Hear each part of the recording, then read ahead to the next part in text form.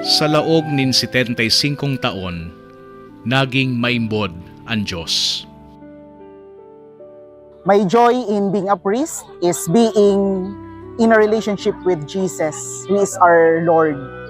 Yun yan ang kasong kaugmahan bilang padi, na yung nagiging sentro kan sa kuyang buhay. As in, mahiling tamandigdian kaugmahan na naging parte ako kan okasyon, kan kada pamilya, background sa mga selebrasyon ninda, na angkabos na ini manunungod man kay Kristo Jesus. Arog ba kan pagbunyag sa sindang mga aki, arog kan pagkasal, kung sino nagkakasala, nagrarandi sa padi, tangani makapagkumpisal, madangog an kapatawaran kan mahal na Dios, sa Eucharistia, ang pag-ako nila kay Kristo, sa banal na komunyon, pagdangog kan tataramo ng Dios, asin mandain-lain pang iba. Yan kaugman kan sa kuyang pagiging padi. Iyoan, si Jesus naging parte kan kada tawo, asin ako naging instrumento sa paghira sa iya sa kinaban. 75 istorya nin pagtubod, sarong simbahan, sarong pagtubod, mga istorya kan pagiging maimbod kan Diyos.